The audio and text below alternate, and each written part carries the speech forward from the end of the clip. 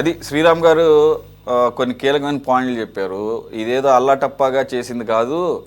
వాళ్ళకి దేని తర్వాత ఏం జరుగుతుంది అనేది పూర్తి స్థాయిలో న్యాయ ప్రక్రియ కూడా ఎలా ఉంటుంది, ఒకవేళ ఏదన్నా దొరికిపోయినా కానీ ఎక్కడికి క్లోజ్ చేయాలి, ఎక్కడ ఇది ఎండ్ కార్డు పడాలి, అవన్నీ ముందు జాగ్రత్తలు తీసుకునే ఇది ఒక ఆర్గనైజ్డ్ క్రైమ్స్ చేసేవాళ్ళు. వైట్ కాలర్ క్రైమ్స్ అని కూడా అంటారు. వైట్ కాలర్ క్రైమ్స్లో చాలా సొఫిస్టికేటెడ్గా చేస్తారు. ఏదో అడ్డగోలుగా రోడ్డు మీద దొంగతనం చేసినట్టుగా లేకపోతే దొమ్మిలు చేసినట్టుగా ఉండవు ఇవన్నీ కూడా. కాబట్టి వైట్ కాలర్ జాబ్స్ని క్రైమ్స్ని ఎస్టాబ్లిష్ చేయడం అంత ఈజీ కాదు. దట్ టు వెన్ పర్టికులర్గా ఈ ఆర్థికపరమైనటువంటి ఫైనాన్షియల్ క్రైమ్స్ కూడా అంత ఈజీ కాదు. అందుగురించే కదా 12 సంవత్సరాలుగా సిబిఐ 11, 9 ఈడీ కేసులున్న జగన్మోహన్ రెడ్డి గారు ఎందుకని అంటే అంతే అవి ఫినాన్షియల్ కేసెస్ అంత ఈజీగా ఎస్టాబ్లిష్ చేయటం, వాటిలో ఉన్న లూప్ హోల్స్ ప్రకారంగా న్యాయ వ్యవస్థలో ఉన్నటువంటి జడ్జిలు, లాయర్లు ఎలాగో ఉంటానే ఉంటారు, దానికి తగ్గట్టుగా వాదిస్తుంటారు. సో అదొక అంశం. సో మీరు ఇప్పుడు శ్రీరామ్ గారు చెప్పిన దాని ప్రకారంగా మీరు ఏమన్నా అట్లా కాదు ఇట్లా జరుగుతుంది, ఈసారి అట్లా కాదు, మేం కాదు, ఈడీ దిగింది అంటే అక్కడ అమిత్ షా దిగినట్టే. అమిత్ షా దిగాడంటే ఏంటి మరి? అమిత్ షాకి ఏమన్నా జగన్మోహన్ రెడ్డి గారికి ఏమన్నా చెడిందేమన్నా? మీకేమన్నా సూచనలు ఉన్నాయా? మీకేమన్నా లీక్స్ ఏమైనా ఇచ్చారా? విజయభాస్కర్ గారు సురేష్ గారు ఒక మాట యాడ్ చేస్తారు. మీరు ఈడీ అన్నారు కాబట్టి ఈడీ కేసుల్లో అయినా సరే ఇప్పటిదాకా అటాచ్మెంట్లు జరిగినాయి తప్ప ఎన్ని కేసుల్లో అయినా సరే, ఇక్కడ మన కేసు మన ఆంధ్రప్రదేశ్ లో కాదు చాలా చోట్ల అటాచ్మెంట్లు, ఆస్తుల అటాచ్మెంట్లు అయినాయి తప్ప కేసుల మీద ఎక్కడన్నా తీర్పులు వచ్చినాయి, ఎవరి మీద ఒక్క పబ్లిక్ సర్వెంట్ మీద అయినా సరే ఒక కేసు తీర్పు వచ్చి శిక్ష పడిందా? జరగదు. ఇవన్నీ చాలా కష్టం. తీర్పులు రాలేదు కానీ ప్రాసెస్ ఈజ్ ద పనిష్మెంట్ అన్నట్టుగా చక్కగా కేజ్రీవాల్ లాంటి వాళ్ళని లోపలేయడానికి బాగా ఉపయోగపడింది. దాని నుంచి బయటకు వచ్చాడు. ఇప్పుడు దానికి అది మళ్ళీ లేదు అప్పీల్ చేసుకున్నారు. చూద్దాం. విజయభాస్కర్ గారు మీరు ఏమన్నా సంచలనం ఏమన్నా సృష్టిస్తున్నారా? ఏమన్నా ఈ ఈడీ తన పాత్రని సమర్థవంతంగా పోషిస్తుందని చెప్పేసి మీకు ఏమన్నా లీక్స్ ఏమన్నా ఉన్నాయి పైనుంచి? అర్థవంతంగా అంటే ఇప్పుడు మన శ్రీరామ్ గారు చెప్పారు, త్వరగా శ్రీరామ్ గారు చెప్పారు ఈడీ పరిస్థితి, పోతే కేసుల విచారణ, దర్యాప్తులు, వాటన్నిటి మీద కాస్త కూలంకుషంగా చెప్పారు ఈ వ్యవస్థలో, భారతదేశంలో పరిస్థితుల మీద. పోతే ఇప్పుడు ఈ సరే మద్యం కుంభకోణం అది చాలా రోజులుగా జరుగుతుంది. ఇటీవల లేటెస్ట్ గా ఈ ట్రాన్స్పోర్ట్ కాంట్రాక్ట్ దీనికి సంబంధించి ఈ రోజు రైడ్స్ జరిగాయి. మొన్న మధ్యగాడు జరిగాయి రైడ్స్. టోటల్ గా ఒక 10 నుంచి 15 ప్రాంతాల్లో రైడ్స్ జరిగినట్టు విన్నాము. దానికి సంబంధించి రాజీ కసిరెడ్డిని అరెస్ట్ చేశారు, మళ్ళా వాసుదేవరెడ్డిని కూడా అరెస్ట్ చేశారు అంటున్నారు. మరి ఇప్పుడు వాసుదేవరెడ్డి గారు బెవరేజ్ కార్పొరేషన్ ఎండి. అసలు బెవరేజ్ కార్పొరేషన్ పర్మిషన్లు ఇస్తుంది, పోతే అట్లాగే వాటికి సంబంధించి గవర్నమెంట్ సేకరిస్తుంది ఈ బ్రాండ్స్, అవన్నీ గోడౌన్లో పెడతారు. ఆ గోడౌన్ల నుంచి షాపులకు తరలించడం ఇవన్నీ ఉంటాయి. ఆ ట్రాన్స్పోర్ట్ కాంట్రాక్ట్ జగన్మోహన్ రెడ్డి గారి క్యాబినెట్ లో ఆయన నాగేశ్వరరావు గారు ఉప ముఖ్యమంత్రి చేశారు.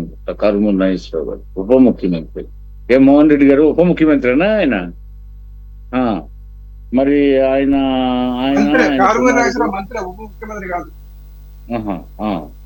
పోతే ఆయన కుమారుడు ఈ ట్రాన్స్పోర్ట్ కాంట్రాక్ట్ ఒకటి తీసుకున్నారని. ఈ ట్రాన్స్పోర్ట్ కాంట్రాక్టు లో అవకతవకలు 195,33,00,000 వరకు ఇప్పటి వరకు దర్యాప్తులో వెల్లడైన అంశాలుగా ఈడీ చెప్పడం జరిగింది. 195 కోట్ల అంటే ఆ మద్యం కుంభకోణం అది 3,800, 3,750 కోట్లు, అది దర్యాప్తులో ఇప్పటి వరకు తేలిన అంశం. ఇది రవాణా కాంట్రాక్ట్ ఇటీవల లోకం దృష్టికి వచ్చింది. ఈ రవాణా కాంట్రాక్ట్ లో 195,33,00,000 రూపాయలు వెలుగులోకి వచ్చిన అంశం. దీనికి సంబంధించి మళ్ళా రైడ్స్. ఈ రైడ్స్ లో ఈరోజు రాజకేశ్ రెడ్డితో పాటు మరో 6 మంది అన్నారు. అందులో 2 అరెస్ట్ చేశారు ఇప్పటి వరకు. ఆయన కారుమూరి నాగేశ్వరరావు గారేమో చిన్న వీడియో రిలీజ్ చేశాడు. నేను భద్రంగా ఉన్నాను, తణుకులో ఉన్నాను, రేపు మాకు పార్టీ కార్యక్రమాలు ఉన్నాయి, ఆ కార్యక్రమాల్లో పాల్గొంటున్నాను, నన్ను ఎవరు అరెస్ట్ చేయలేదు అని ఆయన ముక్తసరిగా ఏదో 1.5 నిమిషం ఒక వీడియో రిలీజ్ చేశాడు. సరే, మొత్తం మీద నాగేశ్వరరావు గారు, ఇందులో కారుమూరి నాగేశ్వరరావు గారు ప్రధాన దోషిగా ఈడీ భావిస్తుంది. దాంతో పాటు రాజకేశ్ రెడ్డి, అదేవిధంగా వాసుదేవరెడ్డి, మరో 3 నలుగురో ఇందుకు సంబంధించి ఇప్పటి వరకు వాళ్ళ దృష్టికి వచ్చిన అంశం. వీటికి సంబంధించి ఈ రోజు 7 మంది ఇళ్లలో కార్యాలయాల్లో జరిగిన దాడుల్లో టోటల్ గా కొన్ని ఎలక్ట్రానిక్ పరికరాలు, కొన్ని కీలక పత్రాలు లభ్యమయ్యాయని సమాచారం. అంటే ఇవి దర్యాప్తు అనేది మైక్రో మ్యాక్రో లెవెల్ లో దర్యాప్తు సాగుతున్నప్పుడు లింకులు, ఒకదానికొకటి లింకులు, వీళ్ళని విచారించినప్పుడు కొన్ని అంశాలు వెల్లడవుతాయి, పత్రాల మూలంగా కొన్ని వెల్లడవుతాయి, పరికరాల మూలంగా కొన్ని అంశాలు వెల్లడవుతాయి. వీటన్నిటిని పూర్తి చేసుకొని టాలీ చేసుకొని మళ్ళా కొత్తగా ABCD XYZ వచ్చేస్తారు. మళ్ళా వాళ్ళని, అంటే ఇది ప్రజాప్రభుత్వం కాబట్టి అక్కడ అరాజక ప్రభుత్వం నుంచి మేము ప్రజాపాలన సాగిస్తామన్నాం కాబట్టి ఈ ప్రజాస్వామ్యాన్ని వాళ్ళు నిర్వీర్యపరిచారు కాబట్టి, వ్యవస్థల్లో లోపాలన్నింటినీ వాళ్ళు క్యాష్ చేసుకున్నారు కాబట్టి, పోతే ముఖ్యంగా ప్రజాస్వామ్యాన్ని నిర్వీర్యపరిచారు కాబట్టి మేము ప్రజాస్వామ్యానికి జవజీవాలు కల్పించాలని, ప్రజాస్వామ్యాన్ని పునరుజ్జీవనం కల్పించాలని సత్సంకల్పంతో మేము ఈ 2 సంవత్సరాల్లో అంతకుముందు వచ్చిన ఆరోపణల ఆధారంగా మేము విచారణ చేయిస్తామన్నాం. ఆ మేరకు విచారణకి ఆదేశించడం జరిగింది. సిట్ దర్యాప్తు పూర్తయింది. ఈడీ చేతుల్లోకి వచ్చింది అంశం. ఇప్పుడు ఈడీ వీటన్నిటిని పరిశీలిస్తూ ఇంకా లోతైన దర్యాప్తు చేస్తుంది. ఈ విధమైన లోతైన దర్యాప్తులో మళ్ళా ఈ రోజు 7 ఇళ్లలో 7 కార్యాలయాల్లో జరిపిన దాడుల్లో అనేక కీలకమైన పత్రాలు, పరికరాలు లభిస్తున్నాయి. అదేవిధంగా మనుషులను కూడా విచారించడం జరిగింది. ఈ మళ్ళా కొత్త పేర్లు కూడా రావచ్చు, మనకు తెలియని పేర్లు కూడా రావచ్చు. అదేవిధంగా టోటల్ గా ఏంటంటే అంతిమంగా మీరు అన్నట్టు అంతిమ లబ్ధిదారుడు ఎవరనేది నిజం నిలకడగా తెలుస్తుంది. ఆ నిజాన్ని నిగ్గుదార్చడానికి ఈ దర్యాప్తు సంస్థలు ఉండే. తప్పకుండా ఏదో ఒక రోజు శ్రీరామ్ గారు చెప్పినట్టు ఆర్గనైజ్డ్ క్రిమినల్స్, అందులో సందేహం లేదు. ఆర్గనైజ్డ్ క్రిమినల్స్ అయితేనే పొక్కదు. ఎప్పుడు కూడా మనకి న్యాయ వ్యవస్థ ఎవరిని మనం ఆరోపణలు ఉన్న వాళ్ళని కొట్టకూడదు, తిట్టకూడదు అంటారు, కానీ మర్యాదగా న్యాయస్థానాలు ఆయనకి ఒక లాయర్ని తోడిచ్చి, ఆయనకి ఫ్యాన్ వేసి, ఆయన కుర్చీ వేసి కూర్చోబెట్టి, బాబు నువ్వు నేరం చేసావంటున్నారే, మరి ఆ నేరం నీకు ఎప్పటి నుంచి సంబంధం, ఎవరితో సంబంధం, ఆ నేరానికి సంబంధించి నువ్వేమైనా లబ్ధి పొందావా అని కూర్చోబెట్టి మర్యాద ఇచ్చి మధ్య మధ్యలో కాఫీలు, కూల్ డ్రింకులు ఇస్తే ఈ వ్యవస్థలో ఎవరు సమాధానం చెప్పరు.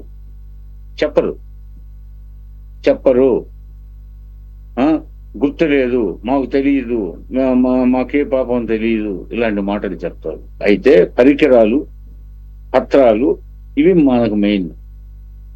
మరి ఈ రకమైన ఇన్ని లావాదేవీలు ఎంచి జరిగాయి, ఏం మాట్లాడారు, ఇదిగో ఈ సంభాషణలు రికార్డ్ అయి ఉంటాయి. ఆ సంభాషణల రికార్డుని బట్టి, అదేవిధంగా పత్రాల్లో ఉన్న డాక్యుమెంట్స్ని బట్టి ఆధారంగా చేసుకొని వీళ్ళందరినీ రేపు అరెస్ట్ చేయడాలు, న్యాయస్థానాలకి వీళ్ళని సబ్మిట్ చేయడాలు ఉంటాయి. కాబట్టి ఈ దర్యాప్తులో, ఈ క్షుణ్ణమైన ఈ దర్యాప్తులో కొంత ఆలస్యం అనేది జరుగుతుంది. అయితే ఆలస్యం జరిగిన చివరికి అంతిమంగా వీళ్ళందరికీ శిక్షలు పడక తప్పదు. స్పష్టంగా అందరికీ అర్థమైపోతుంది. పోతే ప్రైవేటు వ్యక్తులు తినేది ఏంది, గవర్నమెంట్ గా చెందాల ఆదాయం అని చెప్పేసి మద్యం కుంభకోణంలో ప్రభుత్వమే ఈ బిజినెస్ నిర్వహిస్తుందని చెప్పేసి అదొక ఎత్తుగడ. అట్లాగే ఆయన అన్ని ఎట్టుంటది, పోలవరంలో రివర్స్ టెండరింగ్ అని, దానివల్ల దాదాపు 1400 కోట్లు రాష్ట్ర ప్రభుత్వం నష్టం తెచ్చాడు ఆ పెద్ద మనిషి, రివర్స్ టెండరింగ్ పేరుతో. పోతే మద్యపాన నిషేధం చేస్తానని అది చేయకపోగా మళ్ళీ ఈ షాపులు, గవర్నమెంట్ షాపులు తెచ్చాడు. దాని అంతరార్థం ఏంది, దోపిడీ. అదే విధంగా సామాన్యులు దోచుకోవడం, సామాన్యుల ఆరోగ్యంతో చెలగాటమాడడం, సామాన్యులు బెల్ట్ పోతే వాళ్ళకి షాపులోకి లైసెన్స్ లేదు, అంటే దానికి అటాచ్డ్ సిట్టింగ్ లేదు. అటాచ్డ్ సిట్టింగ్ లేకపోయాక వాళ్ళు మద్యం బాటిల్స్ తీసుకుని ఎక్కడికి పోవాలా, ఇళ్ళకి పోవాలా, రోడ్ల మీద అయితే కొడతారు పోలీసు వాళ్ళు. ఎక్కడికి పోవాలా, లాడ్జీల్లో రూమ్ తీసుకోవాలా, అన్ని చోట్ల లాడ్జీలు ఉండవు. రూమ్ తీసుకోవాలంటే బడ్జెట్ ఉండాలా. అదేవిధంగా ఇళ్ళకి తీసుకుపోయారు, ఆడ పెళ్ళాం బిడ్డలు చూశారు, గొడవ, కత్తులతో పొడుచుకున్నారు, కర్రలతో కొట్టుకున్నారు, చనిపోయారు, గాయాలు పాలయ్యారు, హాస్పిటల్ పాలయ్యారు. హాస్పిటల్కి కోట్లాది రూపాయలు వీళ్ళందరూ చెల్లించారు. ఈయన తెచ్చిన ఈ పాలసీతో, మద్యం పాలసీతో ఇన్ని రుగ్మతలు కుటుంబాల్లో చోటు చేసుకొని, కుటుంబాల్లో మరణాలు, పోతే నష్టాలు, హాస్పిటల్కి అయిన ఖర్చులు ఒకవైపు అలా ఉంటే, మరొక వైపు చీప్ లిక్కర్ అమ్మిచ్చారు. పోతే దాంట్లో అధిక కమిషన్లు, అంటే కొత్త బ్రాండ్స్ వాళ్ళు అధిక కమిషన్లు ఇస్తారు. పోతే పాపులర్ బ్రాండ్స్ ని పక్కన పెట్టారు. పాపులర్ బ్రాండ్స్ ని పక్కన పెట్టబట్టి మరణాలతో పాటు హాస్పిటలైజ్ కావడంతో పాటు హాస్పిటల్ కట్టిన బిల్లులతో పాటు వేల ఖజానాకి మాత్రం వేల కోట్ల రూపాయలు వచ్చాయనేది ఇప్పుడు ప్రధానమైన అభియోగం. ఈ నేపథ్యంలో ఇప్పుడు అది ఈ 1.5 సంవత్సరాలుగా 1.30 సంవత్సరంగా దర్యాప్తు జరుగుతూ ఉంది. ఇప్పుడు చివరి దశకు వచ్చింది. అయితే ఈ దాడుల్లో మరలా ఈ రోజు జరిపిన దాడుల వల్ల మొన్న ఇటీవల 15 చోట్ల జరిపిన దాడుల్లో టోటల్ గా మళ్ళీ కొత్త అంశాలు కూడా వెలుగులోకి వచ్చే అవకాశాలని, టోటల్ గా కింగ్ పిన్ ఎవరు, అసలు కర్త కర్మ క్రియ ఎవరు అనేది, అదేవిధంగా ముందు మీ ఉపోద్ఘాతంలో చెప్పినట్టు విజయసాయి రెడ్డి గారు మొదట ఆయనని అదుపులో తీసుకున్నప్పుడు ఇదంతా రాజీ కసిరెడ్డి ముఖ్యమైన పాత్ర. పోతే అదేవిధంగా బాలాజీ గోవిందప్పలు, చాణక్యులు ఈ పేర్లు ఉదహరిస్తూ ఆయన డైరెక్ట్ గా ఎందుకు చెప్పలేకపోయాడంటే ఆయన అంతకుముందు ఉన్న జగన్మోహన్ రెడ్డి 16 మాసాలు జైలు శిక్ష అనుభవించినప్పుడు విజయసాయి రెడ్డి గారు అందులో ఉన్నాడు కదా. వాళ్ళిద్దరికి కేసుల్లో 18 కేసుల్లో అవినాభావ బంధం ఉంది కదా. అందుకని విజయసాయి రెడ్డి పూర్తి స్థాయిలో జగన్ దూరం కాలేదు. ఏదో అక్కడ ఆయన పాత్ర ఆయన ప్రభావం వైసీపీలో తగ్గించారని, ఆయన స్థానంలో చాలా మందికి అక్కడ ప్రవేశం లభించిందని, ఆ యొక్క ఇది బాధను తట్టుకోలేక ఆయన ఏదో అరకొరగా అన్యమనస్కంగా దూరం అయ్యాడు. కానీ టోటల్ గా జగన్మోహన్ రెడ్డిని కాదని పోలేడు. ఎందుకంటే ఈ క్రిమినల్స్ ఏం చేస్తారంటే అందరిని ఇరికిస్తారు. వాళ్ళు చుట్టూ తిరుగుతుంటారు. అంటే కోర్టులో అవసరం ఉంటుంది, పోలీసులు అవసరం ఉంటుంది, న్యాయ వ్యవస్థ అవసరం ఉంటుంది. కాబట్టి ఇవన్నీ అవినాభావ సంబంధాలు. కాబట్టి ఈ విజయసాయి రెడ్డి ఆ రోజు జగన్మోహన్ రెడ్డి పేరు చెప్పలేదు, మిగతా అందరి పేరు చెప్పాడు. అదే విధంగా ఇప్పుడు మళ్ళా కొత్త అంశాలు కూడా ఈ రోజు రైడ్స్ లో మొత్తం బయటకు వస్తాయి. తదుపరి స్టెప్ ఉంటుంది. ఓకే, మీకు నమ్మకం లేదైతే ఇది జగన్మోహన్ రెడ్డి గారి దాకా వెళ్ళే అవకాశం లేదని మీకు అర్థమైపోయింది.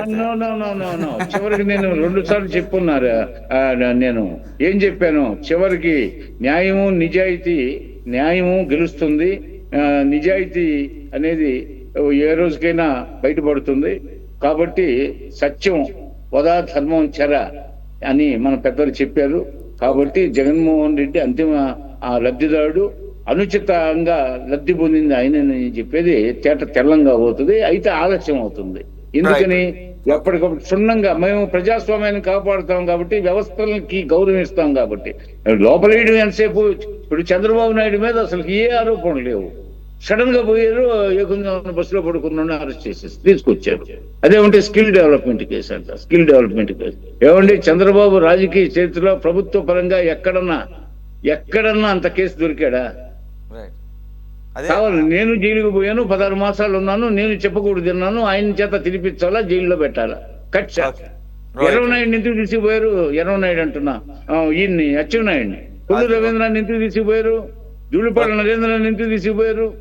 పోతే ఈయన వల్లభనేని ఆయన ఎందుకు తీసుకుపోయారు? మరి ఇవన్నీ ఏంటి అంటే, నేను జైలుకు పోయాను కాబట్టి వీళ్ళందరూ లోపలయ్యాలి, వీళ్ళందరూ యాక్టివ్ గా పనిచేశారు కాబట్టి నా అంశంలో వీళ్ళందరూ లోపలయ్యాను. కక్ష.